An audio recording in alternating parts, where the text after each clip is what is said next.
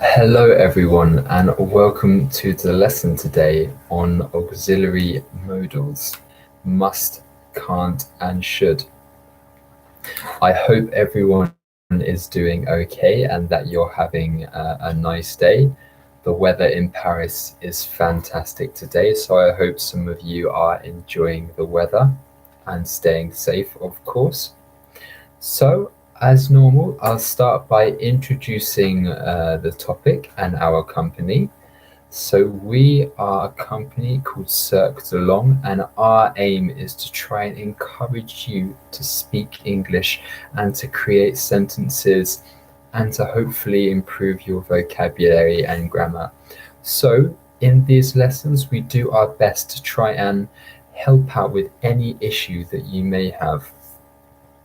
So if you'd like to learn more about our company, please read the description below. And if you haven't already, please do subscribe to our channel. Sometimes it's difficult to find the video, and when you subscribe, if you click the bell icon, then you can easily access and you can get notifications to our lessons. So hello, thank you all for writing in the chat. It's nice to see you all. I hope you're all having a good day. I would like to start straight away in the lesson today. So I'm going to ask if you can, or see if you can make a sentence for me. So let's start with the word must. Can you make a sentence for me with must in? So I just want to make sure, or just check your understanding of these words before we start the lesson. If you understand this vocabulary and you feel quite confident with these words, don't worry, because I think it's really good to practice, and we'll talk about some common uses for them and when to use them. So hopefully this will be helpful for everyone. So try and write me a sentence with must in. I'm not going to give too much information about what the words mean just yet, as I want to save that for the lesson later on. So hello to everyone who's just joined again. It's nice to have you here. So Elodie has written the first response. Thank you very much, Elodie. Elodie has written here, in order to find a better job, I must improve my English. Fantastic sentence there, Elodie. And the auxiliary verb is there to help another verb. So these words, must, can, and can't, and should, are used to aid another verb in the sentence. It gives the verb extra meaning. For these examples, we don't normally have a word in between. So for example, here in the sentence, it was written, I must to improve my English. We wouldn't say this normally, we would just say, I must improve my English. But a fantastic sentence, Elodie, and I hope these lessons help. Let's have a look at some other suggestions. Liliana has written, I must be not late for today. Fantastic sentence, Liliana. There is a small mistake here. When we make these auxiliary verbs negative, we have to be careful of the structure, but we will talk about this later, so hopefully we can come back to this and help you out. Okay, we've had some really good sentences. Let's try another word. Let's try can't. So can you think of a sentence with can't in? And again, for those of you who are just joining, we're just trying to, I'm assessing your knowledge of these words before showing you how to use them efficiently. So we have a question in the chat. Nana has written, we must use to after the verb must. So it's a very good question, Nana, and I apologize if it was not clear before, but normally the auxiliary verb, must, should, and can, are there to help the verb. So normally we don't put to after the auxiliary verb. In the example before, it was written, I must to improve my English.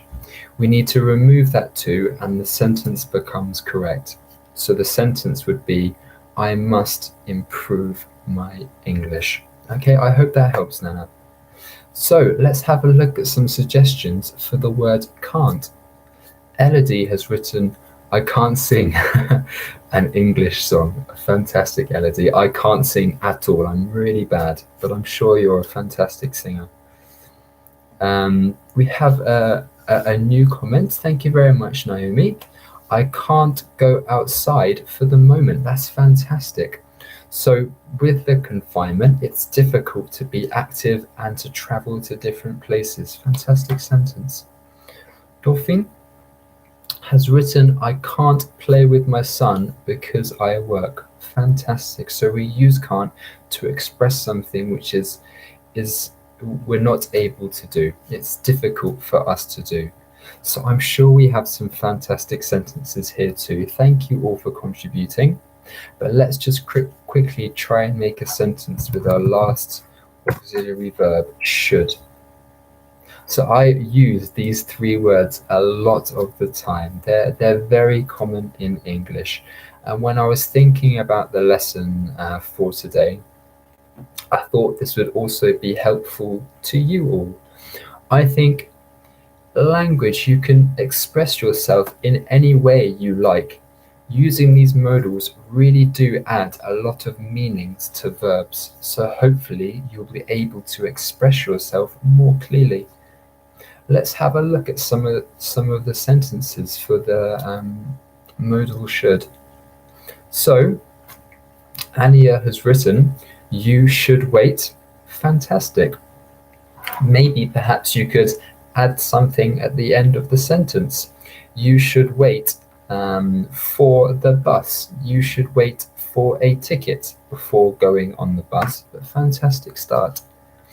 Elodie has written here, to avoid surrounds, I should sleep more. You've used I should sleep more in a fantastic way, Elodie, and that's the correct structure. But I had difficulty understanding the first three words, but it was a fantastic use of the modal should. Virginie here has written, I should change my car. Fantastic. I should work, but I learn English. Oh, fantastic. It's really nice to see you enjoying it, and I hope you're learning something new. Thank you for joining again. Okay, so fantastic. I think we have some really good suggestions, and I think everyone has a good understanding already. So I think this lesson will be a nice recap and a good practice in English. I think with these lessons online, it's really helpful to immerse yourself in English. You're listening to me speaking English, you're reading what is on the chat, which is really interesting, and we have some really good points and sentences. So I think this lesson is going to be really helpful for you all. And I agree with this comment from Naomi that we should all go on holiday very soon. Okay, so let's get started. So a modal is an auxiliary verb, as I mentioned before, that helps a verb. So for example, let's have two sentences. I ride a bike. So the verb ride is a specific verb in English we use for bikes, for horses, and for motorbikes. Okay, so it's a very specific verb. We use the verb drive for car, buses, but anyway, I ride a bike. Okay, it's a very simple sentence, and it implies that the person is on their bike riding. If we say, I can ride a bike, it just adds a little bit more information. It shows that you're able to do this verb. Okay, so if you want to try and convey a possibility or an action that you can do, you can use these modals. Okay, and we use them so much in English. So this is a really good recap for everyone. So let's start with the modal must. So we have three different sentences we can use must for, 3 different examples. So the first example is when something is true. Must is a very strong modal. If we want to convey something which is 100% certain, we can say must. For example, it must be raining in England is the example I wrote down. So it's 90% sure. It's very strong. This is more of a joke about the English weather, but what I'm trying to convey here is that must is a very strong suggestion, okay? I'm suggesting that it's very likely raining in England. I must wash the dishes in the sink. That is something I have to do. It's really important. This is an example of an obligation, a task, okay? So far we have something that's true. It must be hot outside because it is sunny. It must be dangerous being in the sun because there are no clouds and we need to wear sun cream. So something that is true. We have an obligation. Okay, I must do the dishes. I must wear a mask outside. I must prepare for the lesson. And again, it's very strong, it's very powerful, okay? It's very important that I plan for the lesson so that we're able to talk fluently and that the lessons can be productive for both me and for you. And then the last use of must is a strong recommendation, okay? So if you want to suggest something to someone, the example I have here is you must try their cookies, okay? I remember, I think it was Liliana who said she made cookies yesterday. So that gave me the inspiration for this sentence, okay? So when we say you must try these cookies, again, you're strongly suggesting that they should do this action or activity, okay? So I talked for a long time there. I would like you all to try and think of another sentence with must. You can either use it to suggest something that is true, to express an obligation, or a strong recommendation. So let's have a look at some of the suggestions on the chat. If you could write me a sentence using must, and then we can have a look at how people are creating their sentences using this modal. And then hopefully we can learn something new. So we have some sentences already on the chat. Liliana has written here, she must choose a job near to her house. Fantastic. It's if she can't move, if she might be quite old, or she has difficulty taking transports, it would be very important for this person to live near her house. Fantastic. Chloe here has written, I must practice English every day. It's fantastic, Chloe. So Chloe obviously wants to improve in her English. Therefore, she strongly needs to push herself and practice. I hope you are learning something today, Chloe. Let's have a look at some other sentences. Yeah, Liliana has written here, the government must give masks to people. So it's very important that the government help the health system in France. It's an obligation. Fantastic. We have some really good sentences today, everyone. Thank you for your contributions. Let's have a look at some other suggestions. Atomica has written, I must stop singing in the night. Fantastic. Maybe there are other people in the house. Okay, fantastic. I'm glad to see you're all creative and you're using the modal correctly. There weren't many mistakes in there at all. So, moving on, another modal is can. And we use this when we think something is possible. I can teach on YouTube when the connection is good. I can draw. Maybe I can't draw. It's depending on what you think. But can is something that you think is a possibility. So let's try and write some sentences to make sure and ensure that you understand how to use it. So, for example, we use it in the same structure as must. I can, and then the verb, and then you can talk about when you do it in the morning, perhaps. I can run in the morning. Okay, I can go shopping tomorrow morning. It's to express something that you're able to do. It's feasible for you. That's another way of saying it. So let's have a look at some of the suggestions. So Chloe has written here, I can do it. That's fantastic. And I love your optimism.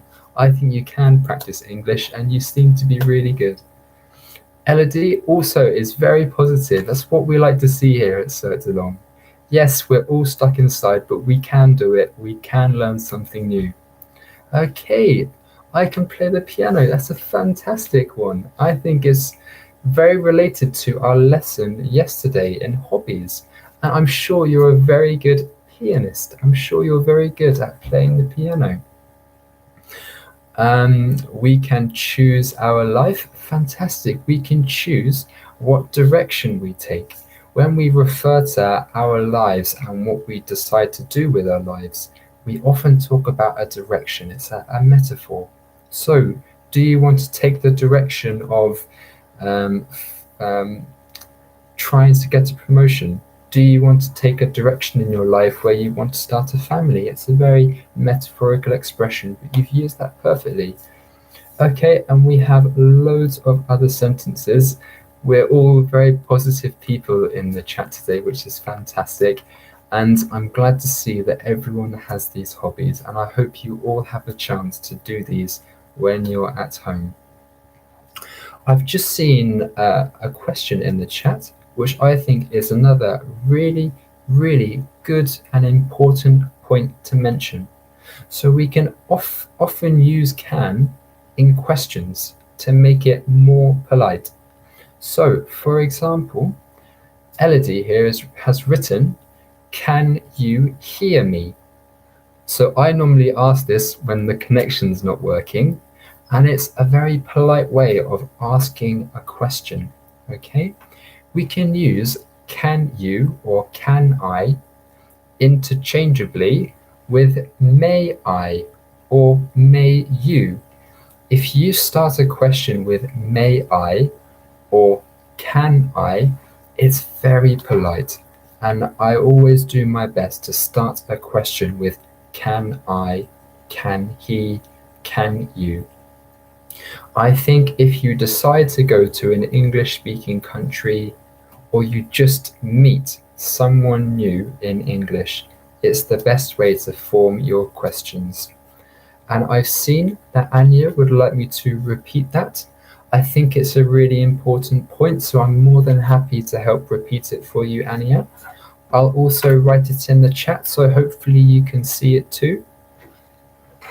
So, I'm not sure if you were writing a question or if you were asking me to repeat what I said, but I will repeat it anyway quickly for you. So, if we're going to start a polite question in English, we can use may I or can I. So it was just an example, but it was very good. It fooled me. Thank you very much, Anya. So may I or can I, to be very polite using questions. Okay, so we have some really good sentences and questions using can, and I'm really happy to see that you you know how to use it, and you have a really good understanding of how to form questions. I don't think I'm going to ask for any more questions because I'm really confused. I'm not sure if Jamel wants me to speak slowly or if Elodie wants me to repeat the question. So let's move on to should. Okay, so Should is another modal, an auxiliary verb that we talked about. Can we use should in a sentence? Okay, how do we use should in a sentence? While you're writing these, I'd just like to quickly refer to a question here from Naomi. Thank you, Naomi. What is the difference? So there is no difference at all. It's just two different ways of posing a question. Let's say, for example, that you are at a restaurant and you have your food, but you just want a glass of water. Okay? You can put your hand up or signal the waiter, and you can ask, may I have some water, please? Or can I have some water, please? Notice that it's just the may I and can I that change. It's just two different ways you can ask the question.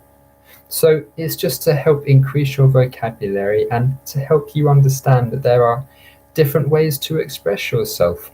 I think that's the beautiful thing about languages. There is not just one way, there are many different ways. So let's have a look at some sentences for should. So Elodie has written here, you shouldn't smoke to improve your physical condition. That's definitely right. So Elodie has used a negative form here, shouldn't.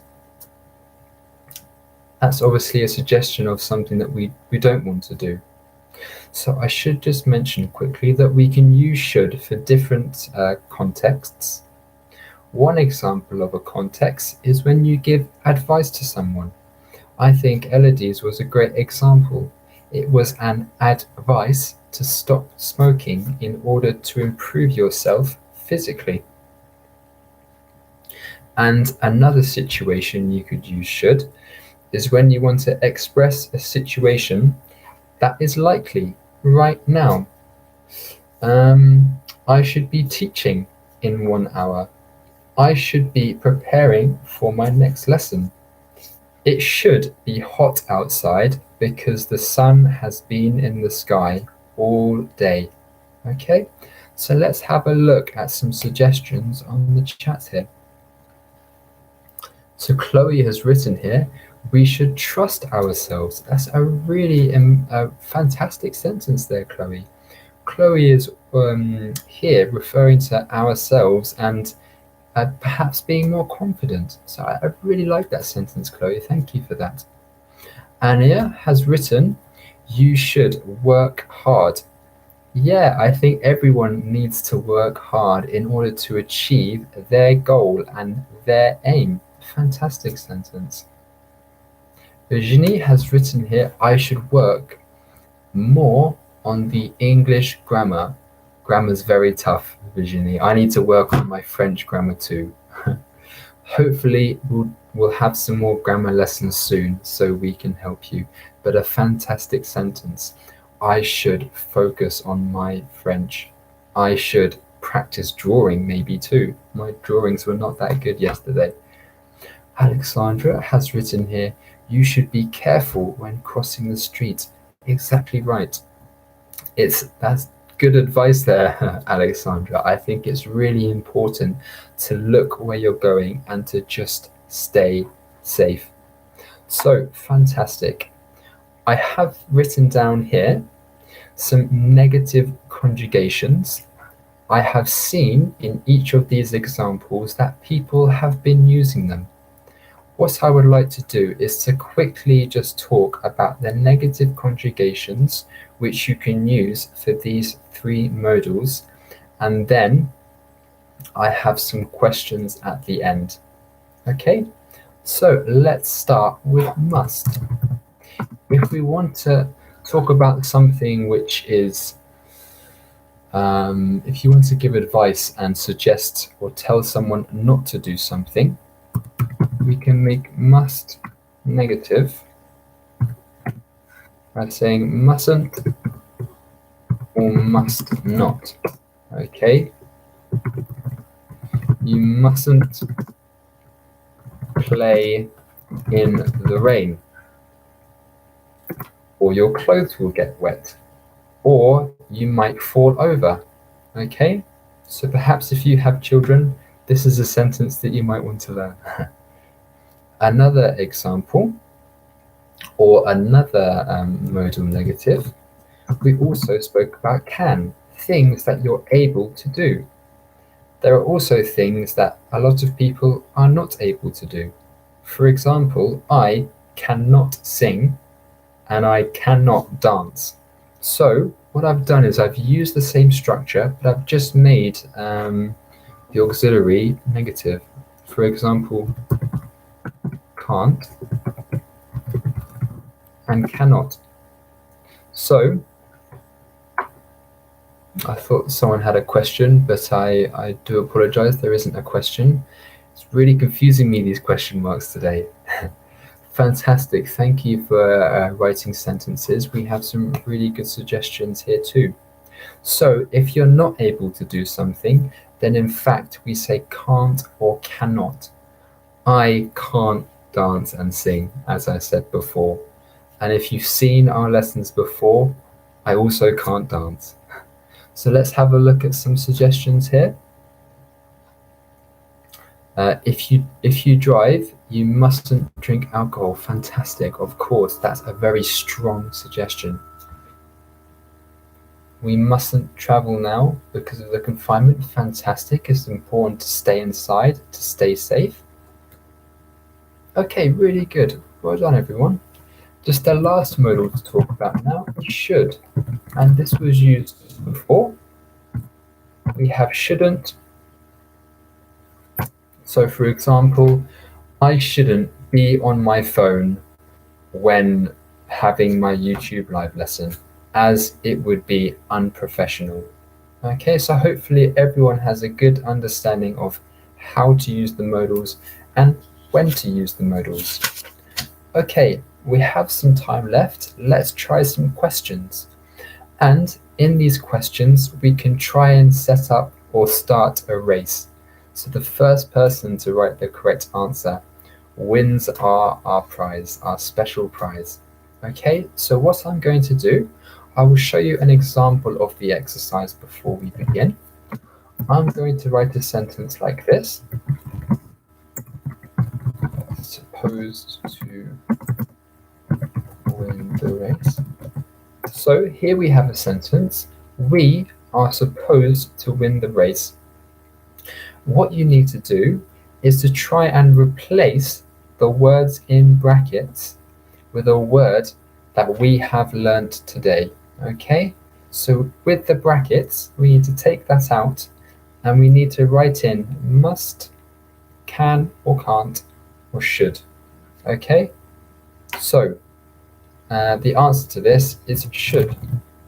Okay, so again, should is a recommendation, is advice, but so is must. Must is advice. Must is a suggestion. Must is really strong. It's almost obligatory, whereas should is more of a suggestion. If I said to you, you must try this cake, you'd feel obliged to try the cake.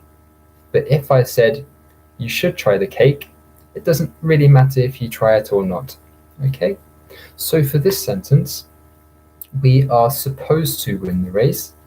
When you talk about something being supposed to, it's not very strong. It's a bit weak. We are a little bit likely to win the race. It's similar to that. Okay. Some people have written, we must win the race. That makes sense, that sentence. But again, if we talk about supposed to, it's a light suggestion. I could say, I'm supposed to play a game after every YouTube live lesson. I don't have to, but it's always nice and it's a bit of fun. So when we have supposed to, we can say should. So the answer here is should. So I hope I explained that well. Let's try some more sentences. I am able to swim. So what modal What modal could we replace with am able to? Okay, fantastic, Anya. It's can. I can swim. Remember, we used can for suggesting things that we are able to do. Fantastic, can is the correct answer. You're implying that this person is able to swim. The next question. He is supposed to be in bed by now. So what modal do we think we could use for this sentence? He is supposed to be in bed by now. Fantastic. The answer is should. So what we've learned here is that should is a suggestion, it's an advice, but it's not as strong as must. Fantastic. Everyone has the correct answer. Let's try another one. I have to get up early. I'm really bad at waking up early, but sometimes what do you think the answer is? I have to get up early. What can we replace have to with? Fantastic. On my on the first name on my list is Liliana, so thank you very much. And Elodie has written, we are the champions, my friends. I love Queen, and you are all champions. Well done for everyone. And everyone has the correct answer again. So I hope you've learned something of value today. I hope that you've learned how and when to use these. We've talked about questions and how to be polite in an English-speaking country. And again, as always, I'd like to sincerely thank every one of our students today for taking part. The response is fantastic, and you all make the lessons really enjoyable, so thank you again. Please stay safe, please stay happy and occupied at home. We really look forward to seeing you at 3 p.m. tomorrow. So thank you all again, and have a lovely evening. Goodbye.